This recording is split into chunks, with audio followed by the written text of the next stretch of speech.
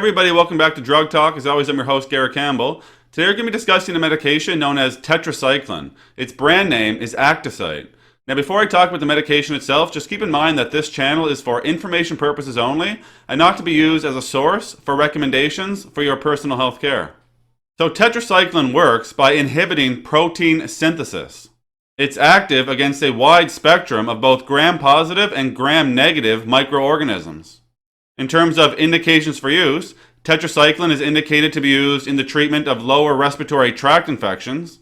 It can also be used in upper respiratory tract infections, and it can be used to treat urinary tract infections as well. Infections of the skin can be treated with tetracycline, and there's also many other uses for this medication.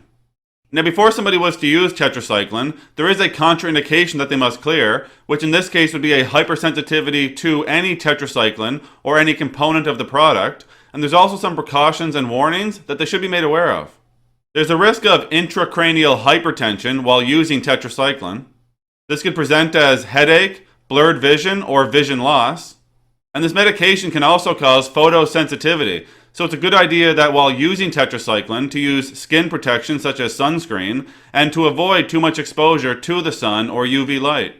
Now once somebody is cleared of the contraindication and made aware of the precautions and warnings and they start to use tetracycline, they can expect to receive their dose orally. The usual dosing range is 250 to 500 milligrams every 6 or 12 hours. When children equal to or over the age of 8 years old use tetracycline to treat acne, they would typically use 500 milligrams twice daily. Now, as with all medications, there are some side effects or adverse reactions that patients may experience while using tetracycline, so I'll go over some of those here now. In terms of cardiovascular side effects, some patients may experience pericarditis while using tetracycline. I mentioned that there's a risk of having increased intracranial pressure. Dermatologically, people may experience exfoliative dermatitis or discoloration of a nail. They may experience pruritus or itchiness of the skin, as well as skin photosensitivity. In terms of gastrointestinal side effects, patients may experience abdominal cramps or diarrhea. Anorexia and esophagitis have been reported, and nausea and vomiting have been reported as well. Some patients may experience hepatotoxicity or liver toxicity while using this medication. Patients could also experience a hypersensitivity reaction, such as anaphylaxis. Finally, some patients have experienced acute renal failure or renal insufficiency.